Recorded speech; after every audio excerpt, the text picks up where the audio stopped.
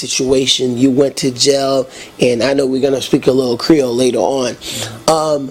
I know you have a book coming out, but before we attack the book, you went through hell in jail, and as an American, when you go somewhere to another country, you want to feel like you're safe and everything.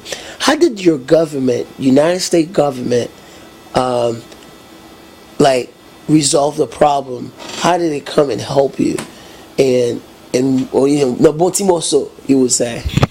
Well, I was arrested on May 18th, and on May 19th, where I was being held at the Canape jail, the U.S. Embassy sent 2 individuals to talk to me and Stephen Parker Shaw, who I was arrested with.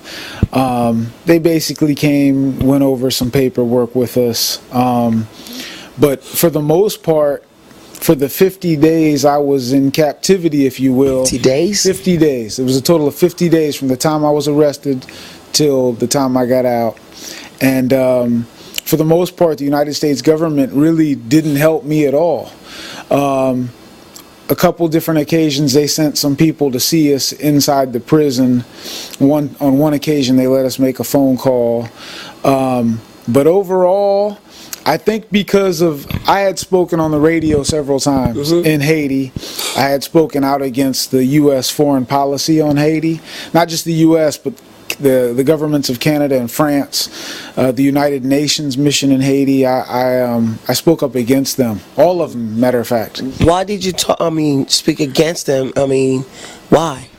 Well, for one thing, Haitians, the truth is the truth, and Haitians should be exporting rice, not importing rice. There's so many things that these foreign governments do in countries like Haiti to manipulate what's going on for their own interests. In Haiti right now, a lot of the foreigners are making a lot of money, but yet the Haitian people are still hungry.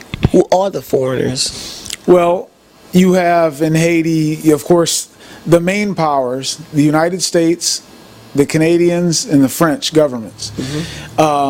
Of course, the United Nations is there. They've been there 8-9 years now. There's never been a war in Haiti, but yet they're still there. There's a lot of money in the country of Haiti now. There are a lot of Haitians who have money. You have all these NGOs, all these missionaries, all these foreign groups are in Haiti currently in 2013, and there's all this money, but yet the average Haitian is still hungry. There's something wrong with that. And I would get on the radio and speak out against these things.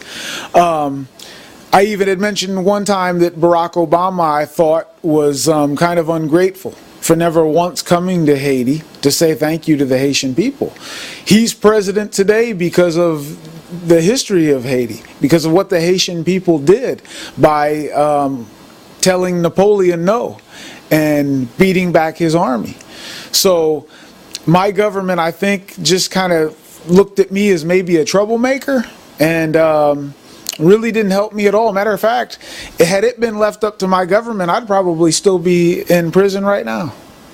There were a lot of corruption in Haiti during that time regarding people were in front of you was being executed, through the government. Did that really happen when you were in Haiti? Well, I'll give you a story. I've never talked about this before. It's been a year since I was arrested, and I've never talked about this. Matter of fact, I wasn't even going to talk about it. I was going to leave it for my book. But I'll give you an example. That's okay. I'll give you an example. It's the truth, so it's no problem. I believe it was May 21st, I had been held 3 days at the Canape jail. And they had me down at the Paque with all of the former Haitian military that were arrested. The Paque is the court. Yeah, the court in Port-au-Prince. And so we're in this holding cell. All of me, Stephen Parker Shaw, Lillian Miller, who was another American that was arrested. She was there. My girlfriend, and then all of the military troops. And so they called me. I was the only one called out of the holding cell.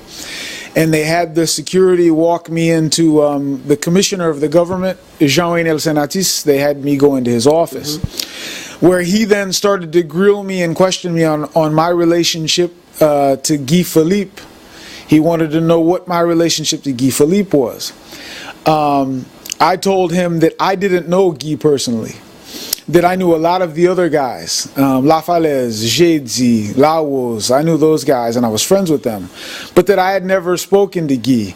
I had been in the presence of other Haitian military officials when they were talking to Guy on the phone, but I never once spoke to Guy. I was friends with Guy on Facebook, and that's what I told him. I said, look, I'm friends with Guy on Facebook, but other than that, we've never spoken.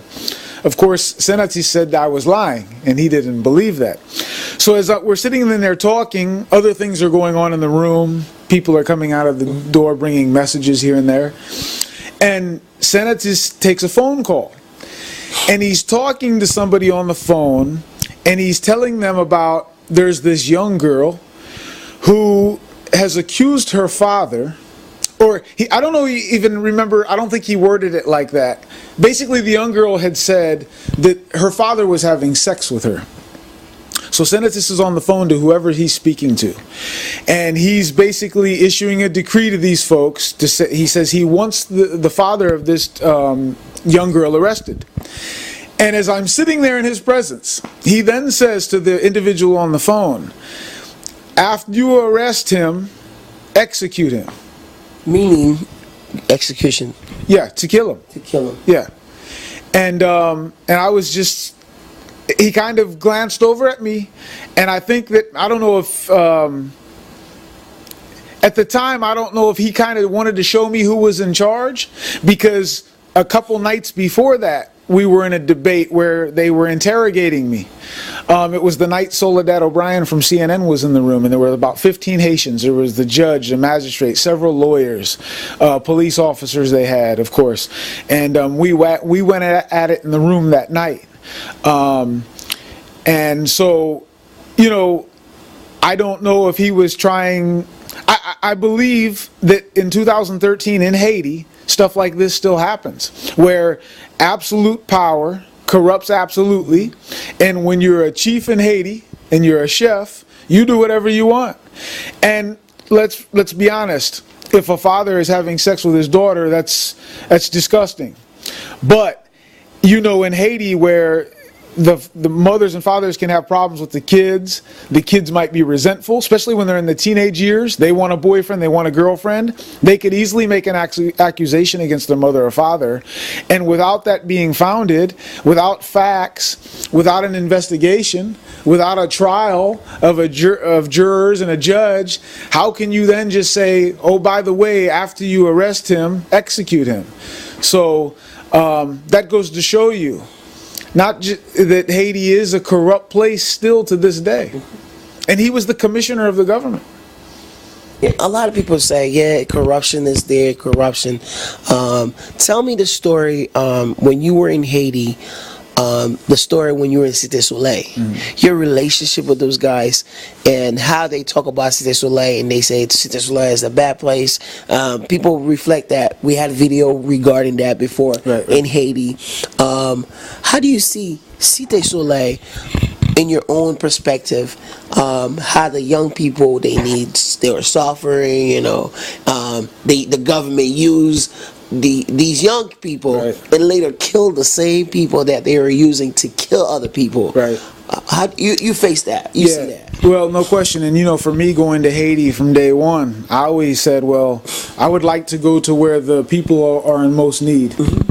And it's the beef I've had with foreigners, especially the missionaries, the NGOs. When they go to Haiti, they want to help. They kind of always go all over, but the places in the most need, like the ghettos, like Cité Soleil, they kind of avoid for whatever reason. If they say it's violence or whatever it may be to scare them away.